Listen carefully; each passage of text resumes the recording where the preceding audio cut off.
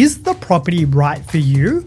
How do you convince someone to take off more than what the costs are going to be? With migrants, it's part of who we are. Taking care of our own is almost in our blood. It's the way we are raised. Other thing that's really important when you're buying property, make sure that you have actually valued it in an objective way, not because, I think it feels like it's worth this much. The majority of the time, 4 to 4.5%, it is just the Melbourne yield for a good quality asset when you're buying, even if you're buying a little bit below market.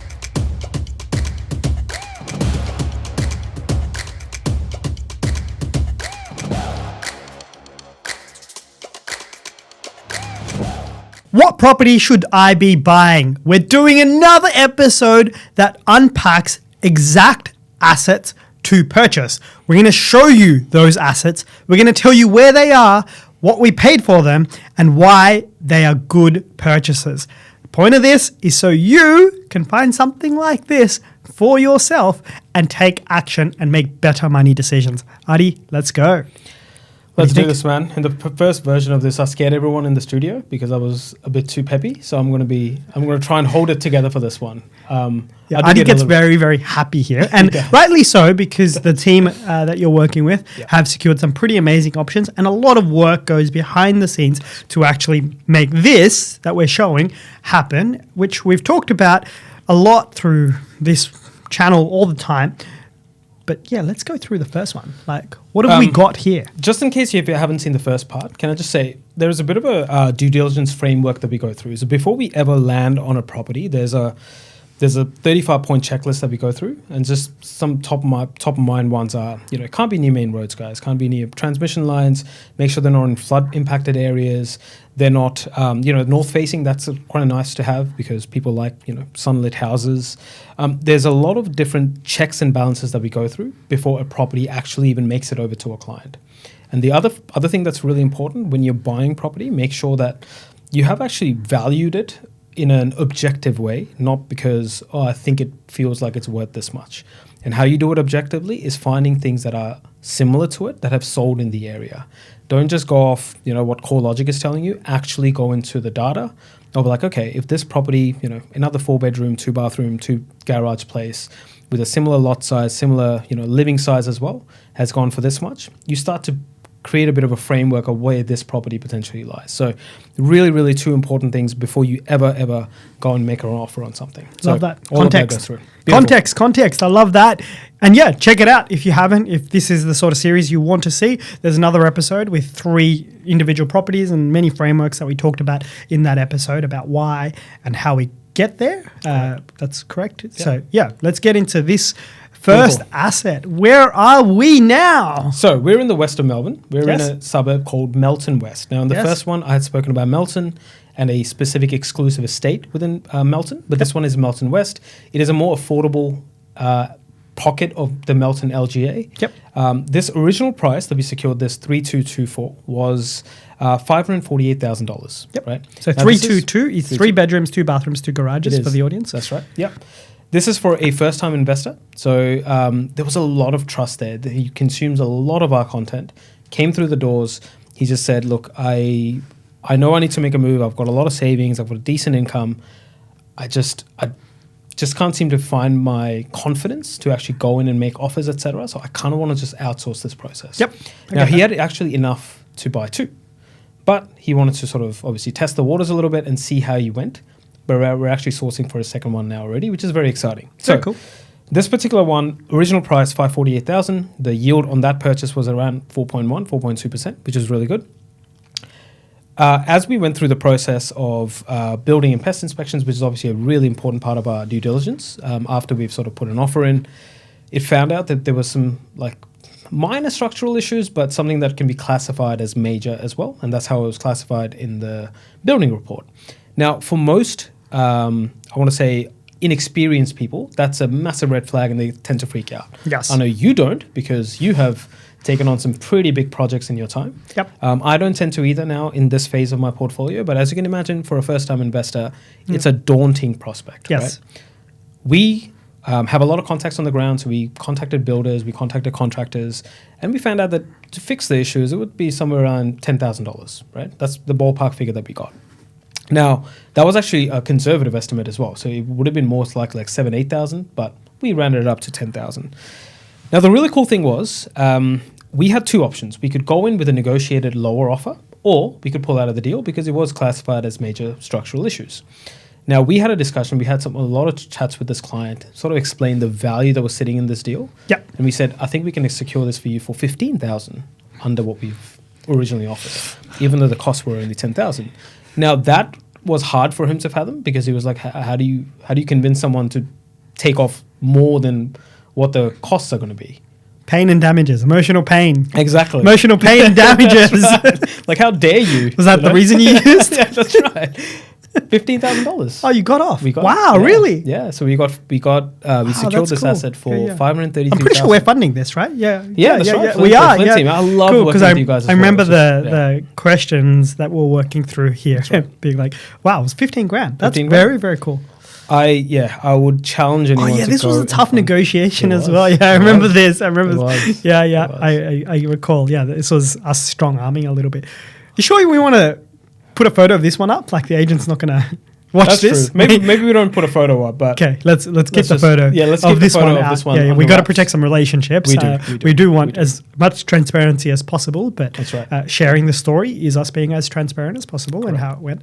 But there's an element of protecting point, a actually. That's a very relationship good point, here. yeah. I don't want Let's hope. the other side to just listen to this and be like, "Hey, wait a second, what? that's me. They're talking about my property. They don't seem like they have emotional pain and damages. They're laughing."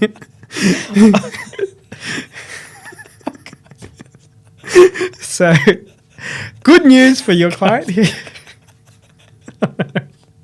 Adi's got a laughing fit at the moment, so let's just pause for a minute and let him regather his thoughts for deal number 2. I think it was off market. I don't even know anymore, but yeah, it was an off It was market off-market. deal. Almost everything you buy is that's off true. market. Yeah, It makes it was sense. off market. Oh God, you've thrown me. Emotional pain and damages. 533 was the final price. So Yes. the yield, as you can imagine, is a lot Funny, I better. say. It's funny.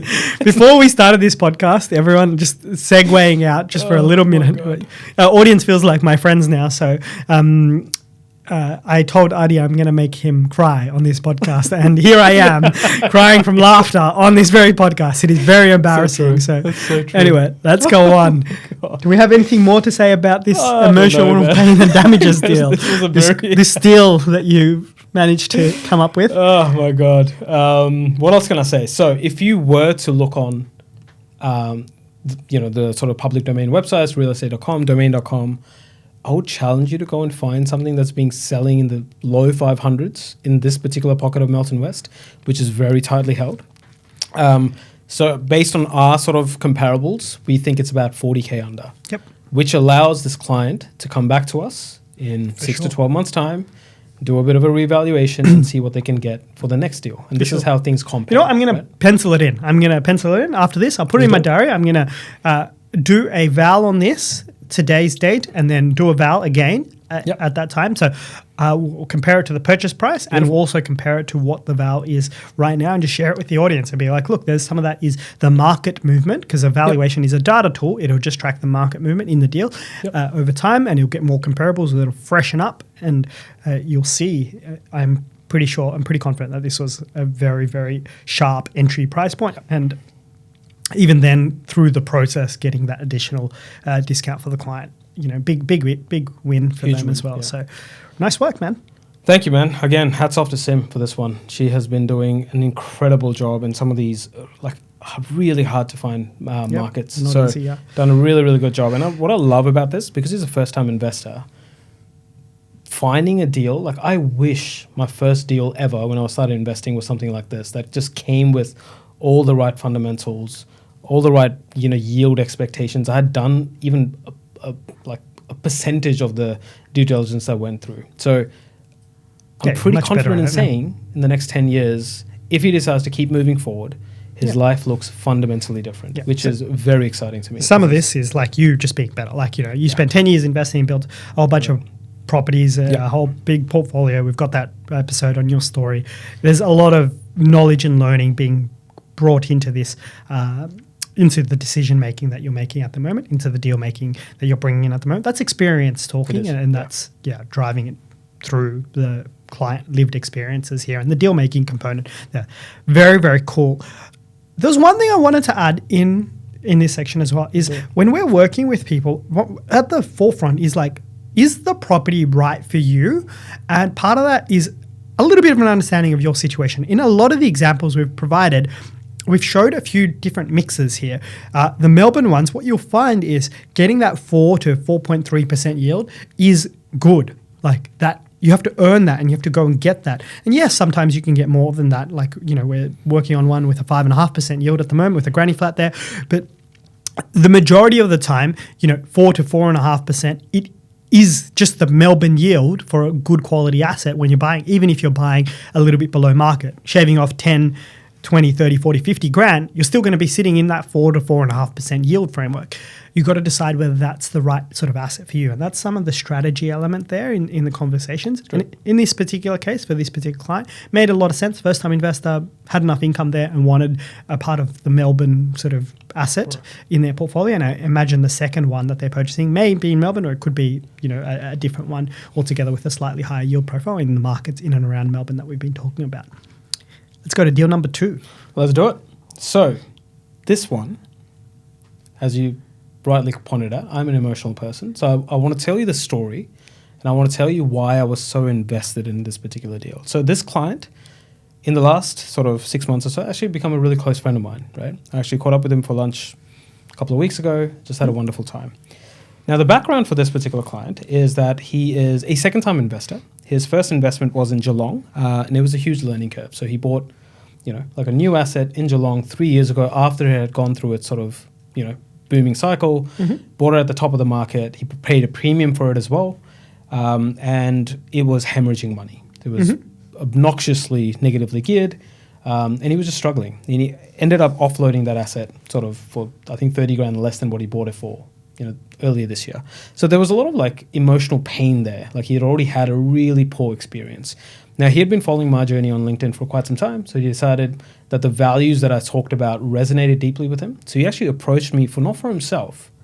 This is the part that really got to me. He actually approached me for his parents.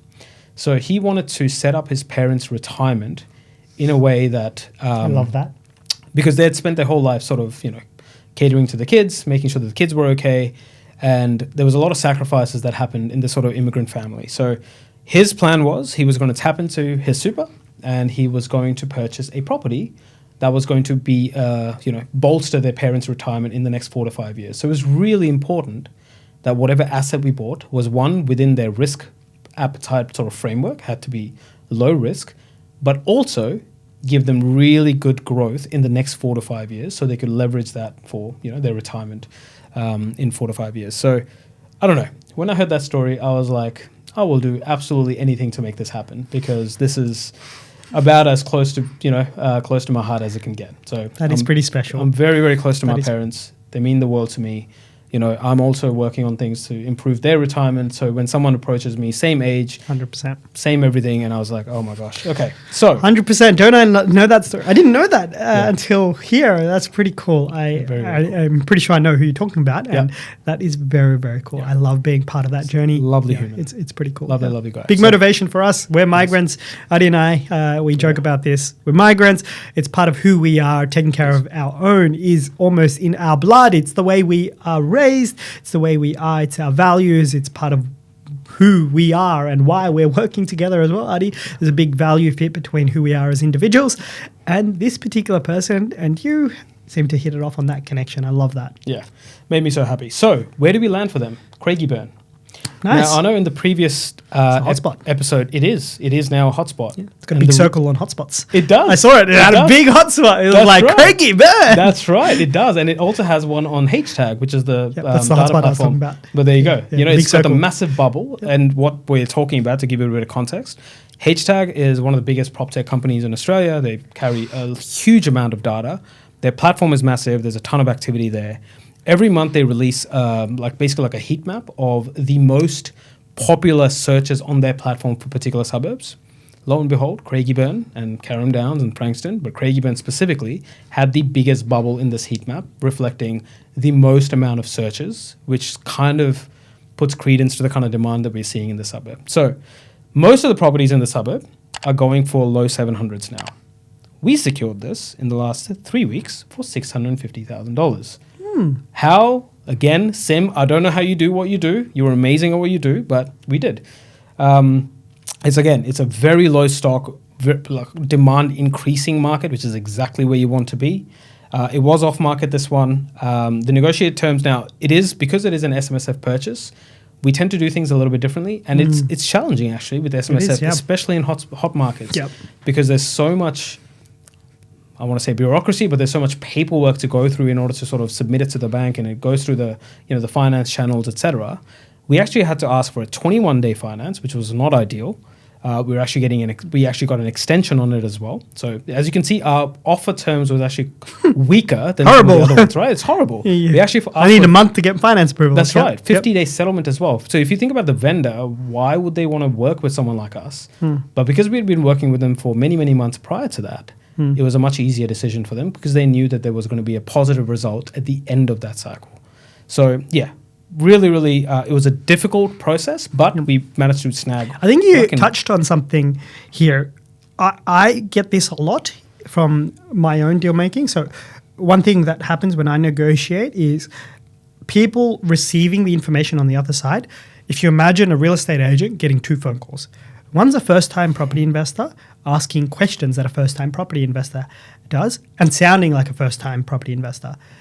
The other is me, who has done 1,000 property deals, thousands now across everything. It's, let's just get straight to the point. Let's get business done. I don't have time to waste. The other person's time is precious.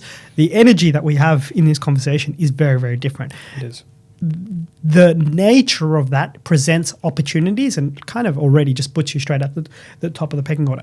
It isn't only about terms, it's about trust currency. Correct. The trust currency that I get is earned a little bit in the deal making that I have through the way I communicate and things like that. Trust currency that you have is partly from volume and from extended lifetime, not lifetime, but extended relationships that have been built up for a period of time and repeated opportunities with people, if that makes sense. So they trust, hey, these guys deliver because they've done it a few times. Yeah. So in the conversation with vendors, it's like, hey, what do we know about them? What's there? There's an element of trust that, hey, something will be sorted out here. Yeah. I probably couldn't put it better.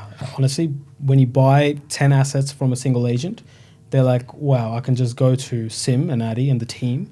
I can present this property. It might not fit their narrative. Now, the best part of it is because we have this leverage, we're able to be really selective with our selections as well, or with our choices as well, which is fantastic, right? Yep. Not a lot of first home buyers have that. They have the option of all the on-market properties. A lot of the off-market don't even reach them because agents don't have to deal with people who are like, oh, my finances, I don't have a pre-approval, I don't have this, I don't have that. So there is a huge trust currency here. We bought multiple assets in Craigieburn now in the last 6 months. So this one was, for the agent, an easy deal, even though on paper it was not. The terms, the terms didn't sort of say that. So very cool.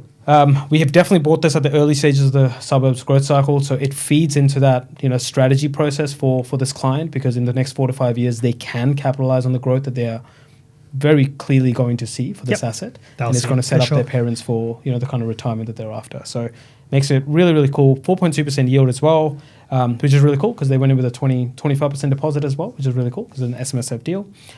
It's a long-term hold, although their goals are a little bit more medium-term, but it definitely has long-term growth potential.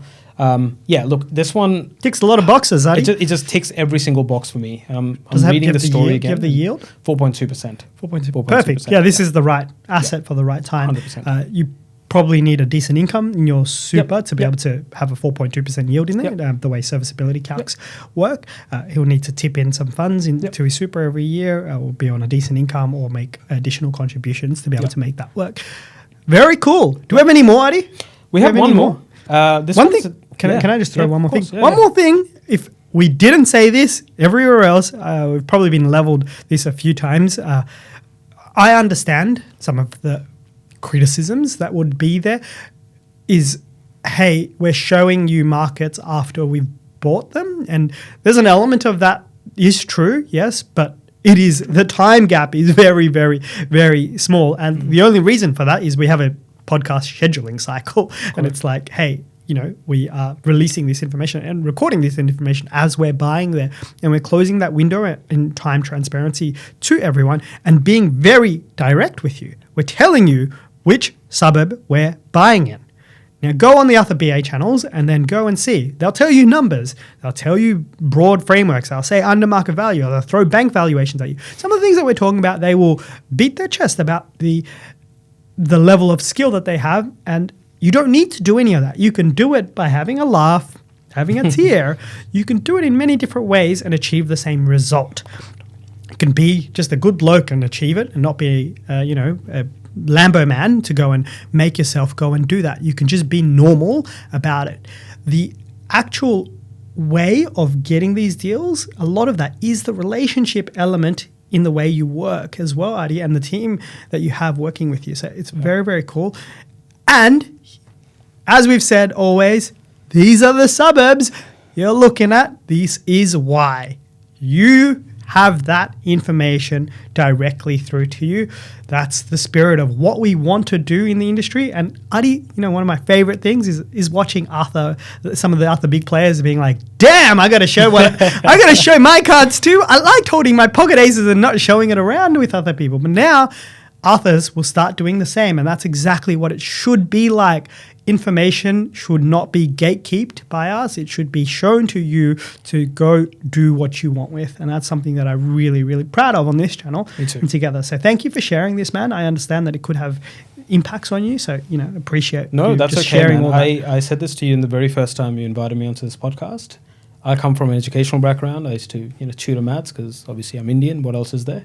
My mom's an English teacher. So teaching is sort of part of the thing that we do. So one of the, criteria I had to come onto this podcast was like, we're going to be open and we're going to be transparent and we're going to be sincere in what we do. We're not going to change who we are.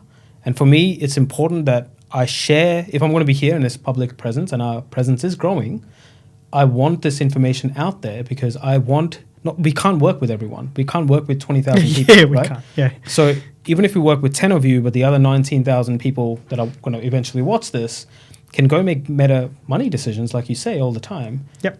That's a fulfilling life to me. Yeah, it is. That's a very fulfilling life cool. to me. So very happy to share. There's no scarcity here. It's all abundance. Yep. So let's do this. Big thank you for that. Is there any more? One more. Oh, another one. He's got another little secret for us. I think you're going to like this one. I think you're really going to like this one because this one's not in Melton. I'm liking all of these. These are great. This one you're going to like because you called this a while back. So this particular client, quick background on this client, absolutely not new to investing. He's already got a portfolio of 5 properties. He's a young guy as well. He's used another big BA. Didn't have the best experience, so decided to work with us because he liked our transparency, everything we just spoke about.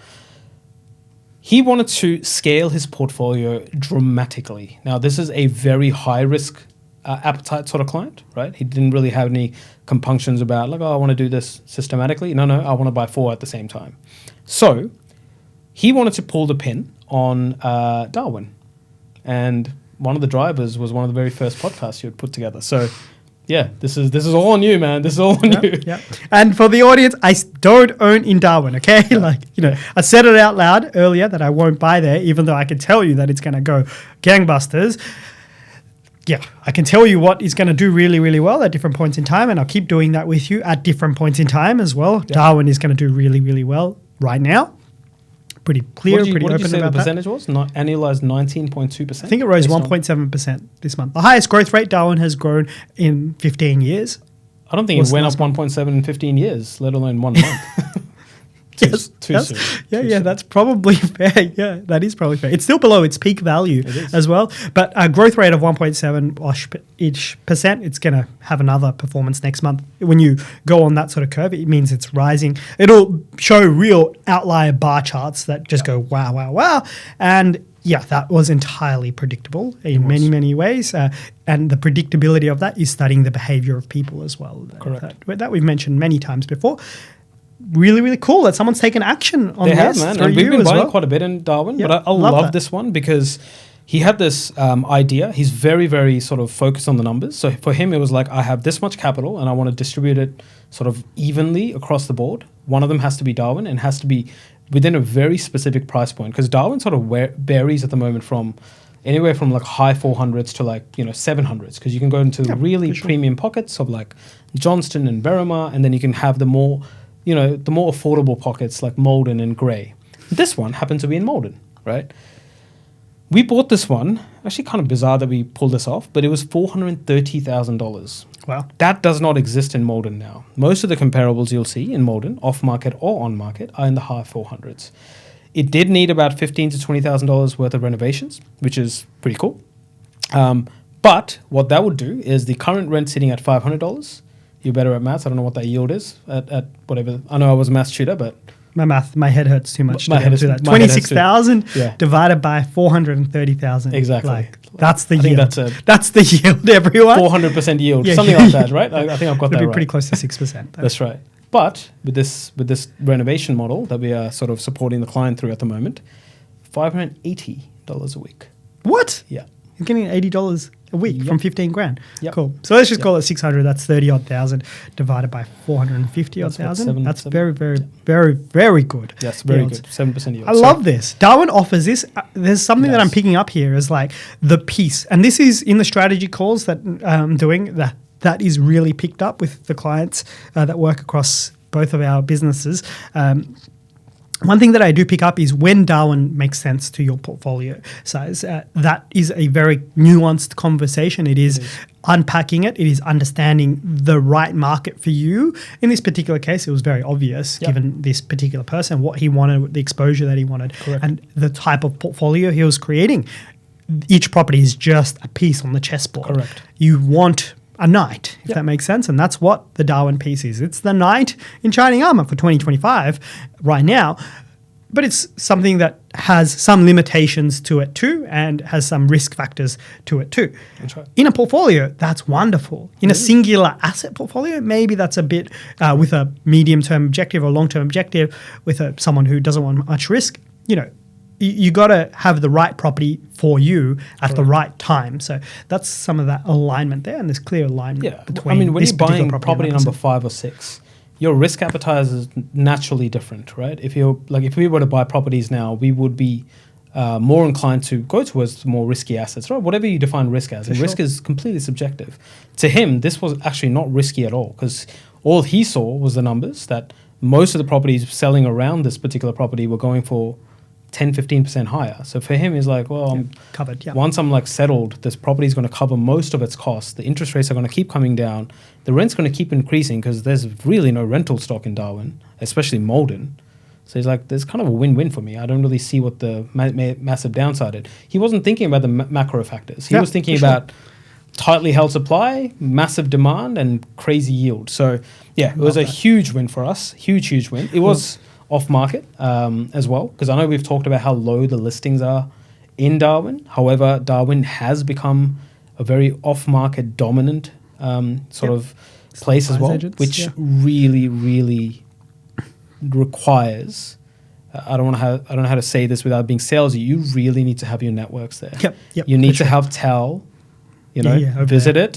And then have beers with the local agents and the building and pest inspectors, and that's really the only way you're going to get access to some of these properties. Yeah, that's the advantage. For sure. So, look, very cool. Very cool, man. Yeah, I one love of my this favorite story. Darwin deals. We've done a few now, but this is probably one of my favorite ones. I love this story.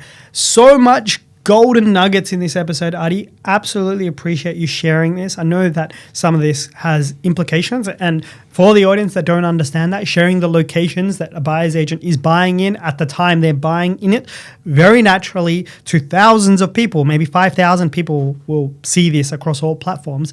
That obviously introduces levels of competition that is there. There's another side to it. There's a vendor on the other side.